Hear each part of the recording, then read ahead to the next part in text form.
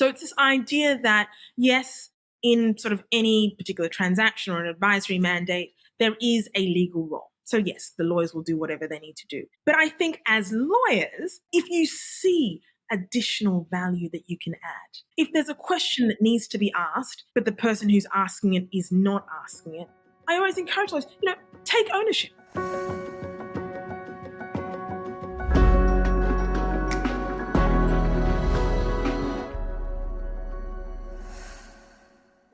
Welcome to today's episode of Innovative Legal Leadership. I'm delighted to be joined by Samallie Kiyingi, Global General Counsel for Corporate Investment Banking at Standard Chartered Bank, one of the world's leading international bank with a presence in over 60 markets. Samallie's career to date has consisted of significant roles at Afreximbank, Clifford Chance, and Deutsche Bank. We'll be talking about those. In today's conversation, Samallie and I are going to dive into her fascinating career journey, her experiences working across multiple continents. I think she's worked on almost every continent, and her take on what it takes to be a true leader within a business. We'll also touch on her recent recognition with the 2024 Advanced Global Australian Award for Professional Services. Such a well-deserved honour, Samallie. So thank you for joining me on this show today. It's a great pleasure to finally have you here. Welcome. So let's dive straight in because we've got a lot of ground to cover. I want to start off with your journey in banking and finance. I know you've had a pretty remarkable legal career, if I can say so, spanning loads of roles and continents. Talk to us about some of the key milestones that have shaped that journey. So I've mentioned already some of the places that you've worked, but talk to us about the key milestones, and then some of the key experiences that have brought you to your current role at Standard Chartered Bank. It's interesting that you talk about my journey in banking and finance because on day one, it was never the goal. So I'm sort of an accidental finance lawyer. And I think that in a way is a key milestone. So I'll start there. So my background is I'm Ugandan and Australian, and I grew up between two very different cultures and countries. Even when I was at university, I also sort of spent a year living in Malaysia. And so this idea of development across societies has always been something that's been important to me. So at university, my focus was international law and human rights. And that's really what I was planning to do. But interestingly, I had a professor, international law professor actually, who said, look, Samallie, I know you want to go and save the world, but before you do, why don't you get a job at a big law firm, get trained, and then see what you want to do? And I'm like, okay, he was a mentor. I respected him. It was one of my favorite subjects. I said, fine, let me do that.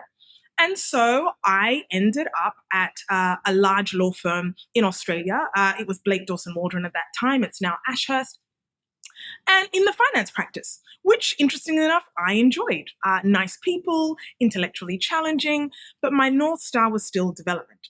And so I did my time, I got trained, and then I was like, okay, fine, I'm off to do development work. And I actually got a scholarship to go to NYU. But before I got to NYU, I got sort of inquiries around, would I like to move to London? And it wasn't the plan, but I thought, well, if I go to London, I can earn pounds and go to NYU as a rich student. So I go to London. I mean, and literally that was amazing. And for various personal reasons, I never ended up going to NYU and pursuing that path. But the interesting thing, and why I start with this story, is that I ended up thinking, okay, fine, I haven't gone down that master's in international human rights, UN role, but I have found an area of law, finance, where actually it can be used as a tool to create prosperity. And so for me, while I fell into finance law by accident, it's still sort of very connected to, I guess, where ultimately I wanted to go. And when you look at my career journey, again, a few unconventional moves. And I would say that a lot of the decisions I've made, while they might not have been directly connected to finance or development, it's always been about getting as many skills and experiences that would prepare me for the right opportunity when it came. So, for example, my first in-house role was not in law. It was actually in finance. So at Deutsche Bank, I wasn't in the legal team. I was in the finance team.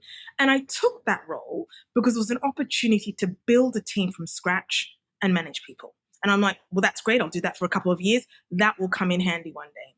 My second in-house role also wasn't in law. It was actually a front office role where I was busy originating transactions and preparing credit papers. And in my mind, I'm like, at some point, this will be helpful. And when I say originating transactions, I mean, I was flying to Gabon, I was going to Rwanda, I was going to Tanzania, building a business for this bank.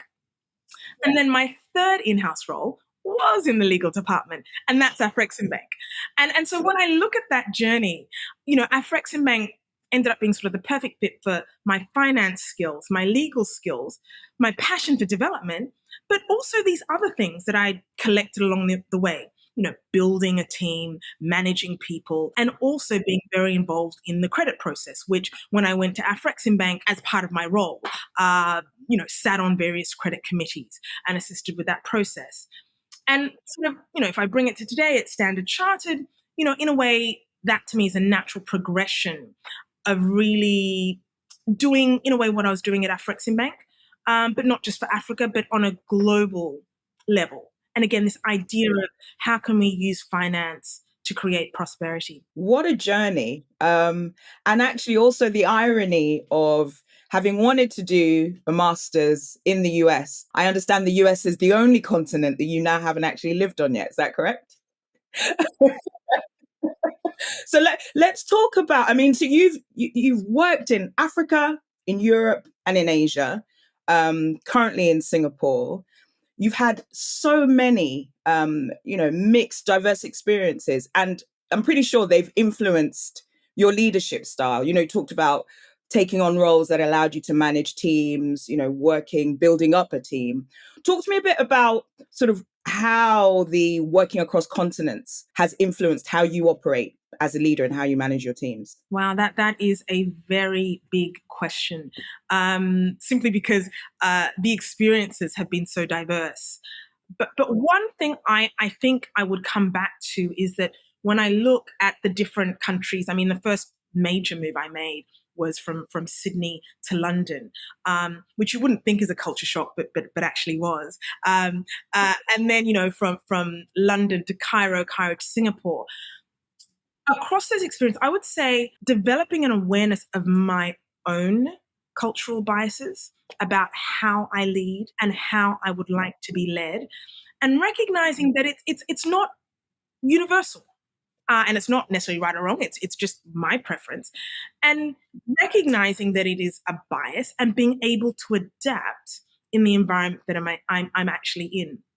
And this is not just between countries. This is also between companies, between institutions. And so, what do I mean by this? So, if I look at my biases, I would say that I tend to be quite direct. I generally say what I mean what I say, and I prefer others to do the same. If somebody's giving me an update, give me the bad news first, preferably unfiltered, because, generally speaking, that is where me or my team can actually add the most value. And I'd probably also say not that hierarchical, not too hung up on titles. It's about people, it's about getting the job done. I have, however, been in offices where I've said, hi, my name's Samallie, blah, blah, blah, blah, here to do X, Y, and Z. And everybody has proceeded to call me madam or my title. And I'd be like, no, it's okay, you can call me Samallie. And it made people uncomfortable. And I was just like, okay, fine, I'm not hierarchical. But in certain cultures, that is a form of respect, and people feel less comfortable being more familiar. And so, again, I recognize actually this is my bias, read the room, and move forward and create an environment where people do feel comfortable. Similar thing around, I guess, being direct and bad news. Certain offices where, saving face is a really important element. And so once you realize that no one is actually going to say, Samallie, the house is burning in that language, even though the house is burning, you begin to think, okay, how can I create an environment where people feel safe enough to make sure that I get the data points I need and that everybody else needs in order to make the right decisions? And this is not a process that you sort of walk into a room and do. And again, it's a process that I still go through on a daily basis. It takes time because you don't know what you're joining until you've joined it. And it requires, I would say, an element of empathy in terms of trying to see a situation from another person's perspective. But also, I would say it requires an element of grace towards yourself because it's a process that takes time. And it's a process where, I've made cultural mistakes. You make those mistakes and then you move forward. And so you've got to give yourself the space to be able to do that.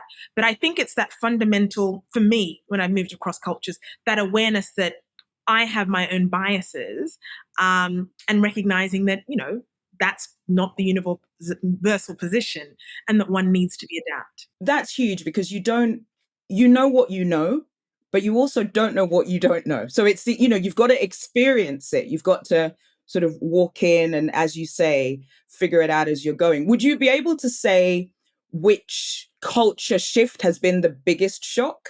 I think I have an idea, and I think our audience might be surprised by your response if I've got it right. But where have you had the biggest culture shock? That's a very interesting one. Maybe it was because it was my first move. Moving to the UK was actually quite a big culture shock, just in terms of, and I think the other reason is the cultures are different, but I guess not that different, but they are different. I think the issue, and going back to this awareness piece, is that I was so unaware. So I moved expecting no culture shock. And when you set yourself up like that, you're not prepared. So when I moved to Cairo, yes, very different culture, but I was prepared because I'm moving to Cairo and I'm expecting it to be very, very different. And so even though there were challenges in Cairo, I would say I was far more equipped to deal with them because I was anticipating them. I was very aware and it was sort of front of mind. And I'd probably say going to sort of my recent move, Singapore's probably been the easiest. And again, I think the more you do these moves, the more aware you become. And even though there are cultural differences, because it's front of mind, because you're looking out for them, because you're being more sort of conscious and sensitive, it just makes it easy to deal with. Yeah. And I want to pull on the string of your time in Cairo, actually, because that was obviously a pivotal career move and moment for you. Obviously, your leadership at Afreximbank, then COVID, vaccine program, and driving that despite having no background in trade finance. I know you talked about sort of acquiring skills along the way. So talk to me about that particular experience, some of the key lessons that you took away and how you applied the experiences that you'd obviously had leading up onto that point. So as I said, Afreximbank for me was sort of the culmination of, this North Star of doing development work and matching it with finance. And, not a trade finance lawyer, but the thing is, I'm a finance lawyer, you pick it up. But if there's one single reason why I was there for 6.5 years, it was to help the African continent negotiate the procurement of COVID vaccines. And I say that because it was quite an interesting project because, COVID feels like a bad dream. But if you recall, there was a time when, everybody was hoarding vaccines. Africa was being left behind. Everybody was panicking. Nobody knew up from down. And President Ramaphosa of South Africa kind of said, look, if we don't get our act together, we're going to be left behind and, the world will move on. And so he came to Afreximbank, and said, and the African Union and said, how can we do this together? And so what we ended up doing was the first commercial contract that African countries have ever sort of jointly entered into. And really it was, I think ultimately we probably got about 45 countries signing a contract to procure over 200 million COVID vaccines. And my role in that was really the negotiation of that and the documentation of that. sort of on paper, that was my role. But how it actually unfolded was, the presidents, the leaders of the various organizations get together and said, we need to do something. And then I get a phone call saying, Samallie, can you document that? And then I start asking questions. Well, how's it going to work? Payment flows, obligations. And nobody had gotten to that detail. And again, it's not their job, it's our job. And from there, ended up really putting an amazing team together that sort of collaborated on those vaccines. And I'm not a life sciences lawyer. I'd never engaged with pharmaceutical companies before. But this is also the power of network. So I was thinking, okay, we buy these vaccines, then what do we do with them? And so I'm like, well, who do I know at UNICEF? Knew the General Counsel. Call the General Counsel and say, look, we're doing this. What do you think? UNICEF ended up coming on board as one of the key partners, sort of in the entire project. And so things like that sort of just really came together. And I think the other thing that I'd point out in terms of sort of having different experiences that perhaps don't necessarily fit together is that the structure we ended up going with was actually a structured finance structure that I had done a million times as a structured finance lawyer in London. Obviously not with pharmaceutical companies, but, basically, a conduit structure, SPVs, different, cash flow. This was something I had done for investment banks. And I just picked up that technology and said, well, let's use it here. And I think that's the other thing about, when you are acquiring experiences and knowledge, always thinking, nothing is ever wasted, because I'm not a trade finance lawyer, but that deal didn't need a trade finance lawyer. It actually needed a structured finance lawyer. And I was the only structured finance lawyer there. So again, it sort of came together just incredibly well. I mean, definitely one of the hardest deals I've done, but an incredible experience. I mean, it's an amazing achievement. I know it's gone on, the deal itself has gone on to be recognized and, won awards. But you talk about sort of, your technical experience, which I know was incredibly valuable, but actually the demonstration of leadership, I imagine, also would have played a huge part, because that's a high pressure situation when the world is literally falling apart. So, I know you to be a really resilient woman and a very strong leader. Talk to me about leading through high pressure situations. How do you build and maintain resilience in yourself in a situation like sort of rolling out that program, working on that deal? And then how do you do that within the team? So how do you engender that sense of resilience within the people that you work with? Yeah, so that was certainly a super high pressure situation, and also sort of in an environment where, it just wasn't particularly conducive to feeling good about anything. It was in the middle of COVID. And I would probably say one of the key things that I got from that experience and have, continued doing is having a clear daily routine that helps you get to your optimum, rest, recharge, to be able to go back up to your optimum again. You can't go at 100% all the time.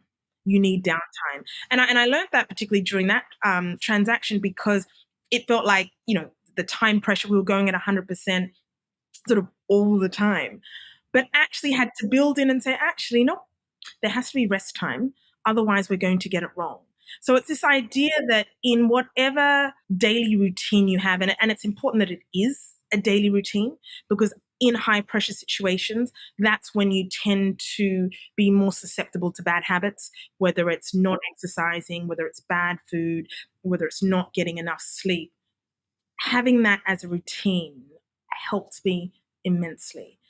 And I think sort of connected to that routine, you prepare for high pressure situations when you're not in high pressure situations. And it's really important to know, so A, what those routines are, but B, who you are. Sort of what are your core principles, because you don't want to work out who you are under pressure. So again, this idea of, okay, these are my core values in terms of how we treat people, or how we sort of engage, or, if things go wrong, this is sort of what we do. Having that sort of pretty clear in your mind before you get to a high pressure situation is super, super important. I think the other thing I would also say about building resilience, it's not just about work, work, work, work, work. As I mentioned, rest is super important. Also, you need to celebrate the wins, however small, on that journey, because on that journey, and actually sort of in most of my roles, there'll be things that go wrong. And there'll be a crisis and you'll have to deal with it. And it brings you down. But there'll always be a win at some point. And it's important for you as an individual, even if nobody else is celebrating your win, you should celebrate your own wins. But as a leader, critical that you celebrate the wins of your team, particularly if it is a high pressure situation, particularly if things haven't been going particularly well, particularly if, the team is going through, enormous, change, which people are finding difficult. It's just important to pick out those wins and celebrate them. Certainly the big ones, but definitely the small ones. I'd probably say the other thing about resilience is also putting things in perspective, being able to triage. So there are some days where I wake up and it's just like, there's just too much and everything's urgent. And I make a decision. I'm going to disappoint these 3 people. I've done my triage. And I'm living with it. I'm comfortable with it. I'll take the heat. It's a conscious decision, but I put things in perspective. I've done my triage. I know the consequences, and that enables me to move forward instead of perhaps feeling that just, it's all overwhelming and everything's coming at you at the same time. Yeah. I'm curious to know, in doing all of that, are there any tools, sort of any life tools that you are reliant on? So for me this year, one big thing, actually 2 big things. My iPhone watch, which I got at the beginning of the year, I can't live without, is just a really important tool in my life now. And audiobooks, which I'm constantly sort of taking in. So for you, do you have any tools, whether they're sort of administrative tools, tech tools, life tools, whatever it is, do you have anything that sort of helps with your day-to-day living? I would say in terms of tools, I'm a planner and I'm all about the alarm clocks. So, and I've got a couple of planning tools. So I use Evernote, which is sort of a really sort of useful tool in terms of taking notes. And so, and for example, Evernote, I can plan my day, but also I can go to the internet, click an article that I want to read, put a timer and say, okay, on Saturday morning, you need to read this article. Because again, I get so much information. And sometimes, you put, a star on an email and you just never get back to it. Yeah. And so for me, using alarms, I use alarms sort of on my work Outlook. I'll just like a note to self, you need to do this. Evernote is a really good tool that I use in relation to that. What other tools do I use? This is a strange tool, but it helps me a lot because, as I mentioned, rest is important and sleep is important. So I bought a Luma lamp, and it sort of wakes me up very gradually with sun, like it sort of gradually gets brighter, and it's got birds chirping, and I just find that I wake up in the morning and not quite on holiday, but I feel relaxed and calm. And I think any sort of tool, whether it's technology or otherwise, where you can, for want of a better word, manage your energy, makes things so much easier because at the end of the day, if you're in the wrong sort of energy state, you just can't think. You're just not innovative. You're not as creative as you could be. So I guess going back to sort of the planners, I do that because that takes it out of, I don't have to remember that. I'll be reminded. And then this lamp, which makes me wake up feeling good. I love that. And I do. And those are fantastic lamps. You're right. Your energy and your frequency, so important, sort of to determine how the rest of the day works for you. So you talked about celebrating the wins.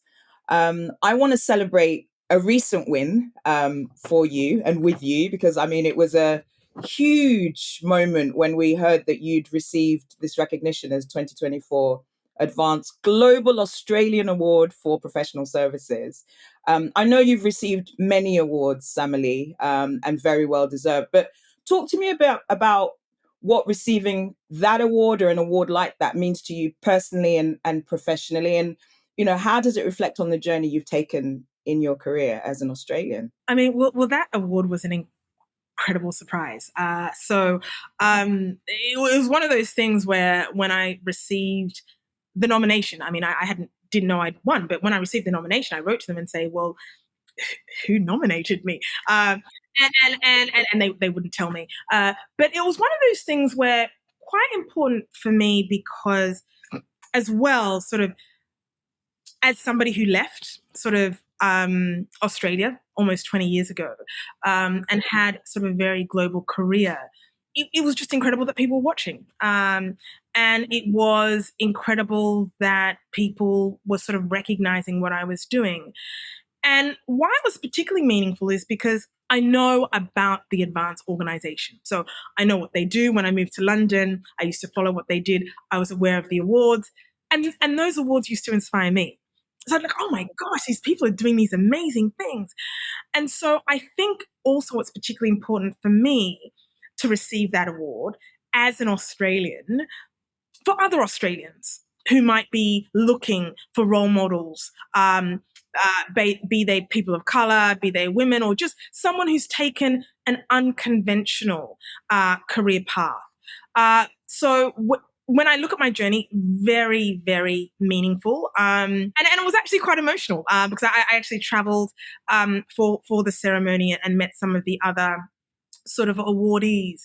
And yeah, it was just a very special moment. Fantastic. No, and really well deserved. Let's shift gears a little bit because I want to talk about sort of the in-house legal function, the role that you're playing now, and sort of some of your thoughts around diversity and leadership. So let's talk about elevating the in-house legal team. Obviously, there's a big drive, and I guess there always has been, but particularly now for in-house teams to be seen as strategic rather than administrative. And you've played obviously significant roles at Afreximbank, now at Standard Chartered Bank. How do you ensure that your team is regarded as a critical business partner, in driving objectives, in managing legal risk? What are some of the things that you are implementing even now at Standard Chartered to ensure that the in-house legal team is really well positioned? Yeah, I mean, it's really tough. And I wish there was a formula because I think in terms, so let me just say, like, just at a high level, the the easiest way to do that is to come to the fore in a time of crisis. So, the legal team comes in and it's boom, boom, boom, that guiding hand where, that guiding hand, that calm voice, the person who's asking the right questions, helping the organization navigate an incredibly difficult situation. That is the quickest way, but it's also the hardest way, and it's a way that ideally, we'd prefer not to be in. But if you're in a situation, if your organization is going through a situation like that, that is an opportunity for legal to really show the value it can bring. Outside of a crisis, I would say that it's fundamentally about building trust and demonstrating value. And why that's sort of tough is that, if things are going well, everybody's like, oh, it's fine. Legal's doing what legal needs to do. And nobody will ask for more, but they'll come back to you when sort of things go wrong. And so how do you build that trust and get closer to their business? And I think one of the things that I would say is that it takes time. It starts with building relationships. That's fundamental. So one thing that we try to do, not across all our teams, but across a lot of them, is how can the lawyers across the organization be closer to the business physically? So, sitting closer to the business, having social events with the business, to break some of down more of that us and them. So you do become, part of one team, because we actually are part of one team in terms of driving forward the bank's common purpose. I think the other thing is ownership. So it's this idea that, yes, in sort of any particular transaction or an advisory mandate, there is a legal role. So yes, the lawyers will do whatever they need to do. But I think as lawyers, if you see additional value that you can add, if there's a question that needs to be asked, but the person who's asking it is not asking it, I always encourage lawyers, take ownership. Take ownership, call something out, ask that question. And it's a difficult one, because sometimes there's limited upside in doing that. And what I try and encourage people to do, and what I try to do in terms of building an environment, is that, if you go out on that limb and take that risk and try and add that added value, if you get it wrong, which sometimes we do, I'll back you. Because I would prefer lawyers going out there and thinking, actually, we can do this better. Actually, we can help the business here. Actually, the business really needs to be aware of this, because this just is not going to work. And they might find out in 2 weeks, but, we can help them now. Even if you get it wrong, and that's the challenge sometimes, that people are worried about getting it wrong. My view is that, everybody makes mistakes. But the idea that you are coming to an issue or a problem or a transaction thinking with an enterprise sort of mindset, and thinking, okay, what else can I add? I'll back you. And that, that's the sort of thing that, it takes time to sort of build. But I think when lawyers do that consistently, you become viewed as that partner. And so the business then won't wait for you to put up your hand. They'll call you and they'll just say, what do you think about this?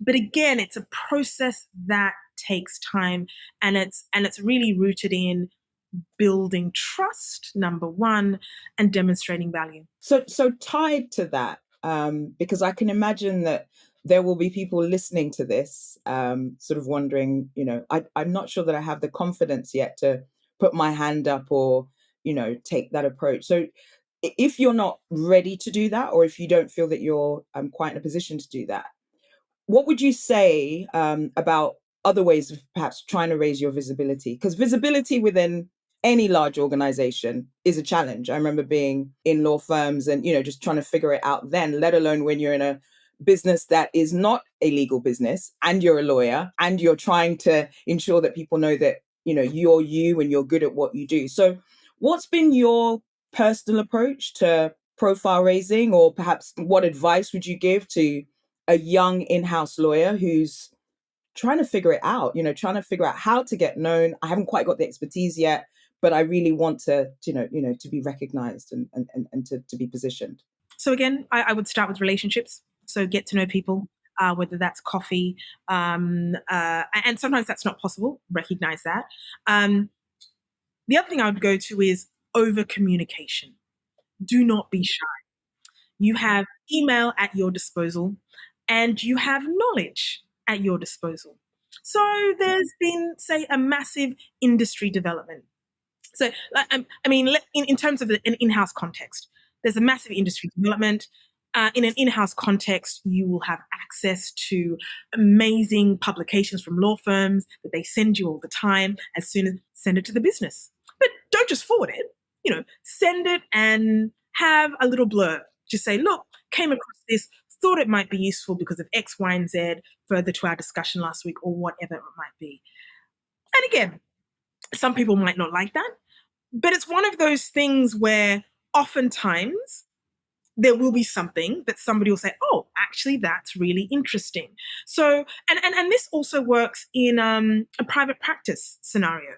So again, within private practice, staying close to your clients, so you're front of mind. Send them something. And it might not even be about a legal development. It might even be about, something you read in the FT. But add something thoughtful that you think might help them in relation to that. And maybe you give yourself KPIs in relation to that. And you say, okay, to start off, I'm going to send 2 of these a quarter to, somebody I want to build a relationship with. And start from there and see sort of how it evolves. But staying front of mind, I would say, is quite important. I think another thing, similar to that is sort of LinkedIn. LinkedIn is an absolutely amazing tool in terms of raising, one's visibility, learning, but also sharing knowledge and expertise. I found that, it's important to raise your profile within an organization, but actually it's also important to raise your profile outside of your organization. And it's quite interesting. In my two most recent organizations, so Afreximbank and Standard Chartered, the organizations themselves are very active on LinkedIn. And that's from people on the executive management team, that's the institution as a whole. And so, I find out about what some of my colleagues are doing on LinkedIn. So I would say that LinkedIn is also a very sort of useful tool to use. And in that sense, I would also add, if we're talking about sort of leaders as well, use the tools you have, whether you're communicating directly to a client via email or a stakeholder or LinkedIn, to big up your team.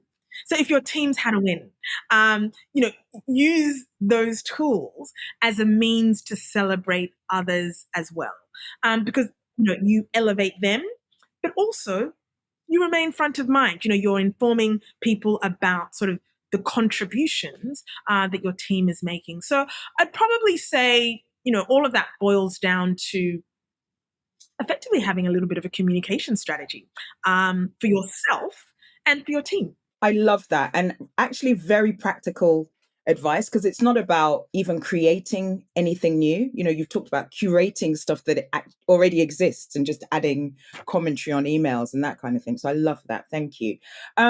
Let's talk about your role on the Diversity and Inclusion Committee at Standard Chartered. I know you're a member of the council, and you're involved in creating opportunities for diverse leaders.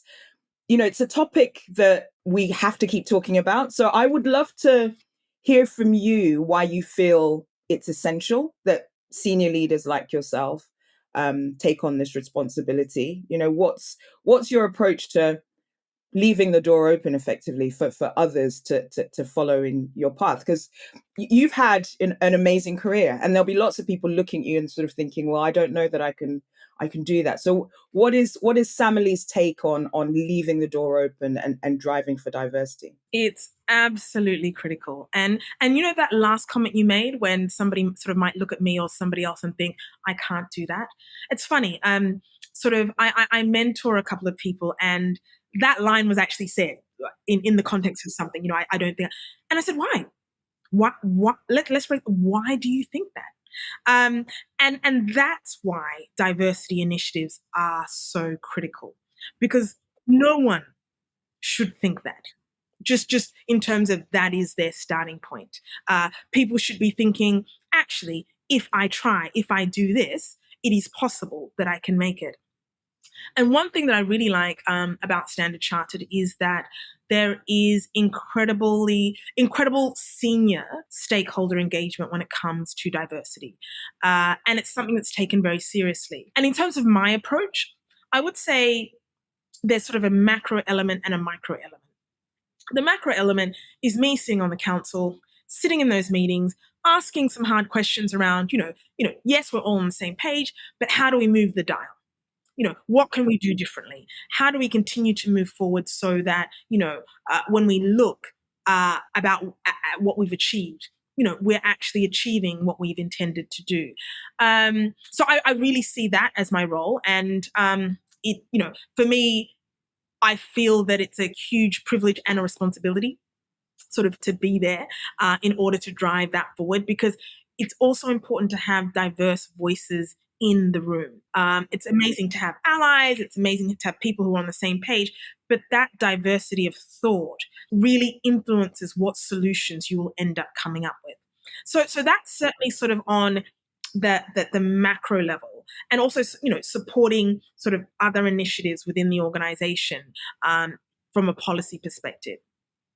And then I would also say, like, on the micro level. So making time to have coffees with people. So sometimes when I travel to different offices, these aren't even individuals I know, but somebody will reach out and say, Samallie, can we have a coffee? And as much as possible, I will say yes, because that matters. It matters that I am taking the time to listen to somebody. I am taking the time to share my experiences. And I'm also taking the time to say, look, I see you and I hear some of the challenges that you're experiencing. And so that is something that I really sort of try and do. Sometimes it's not possible.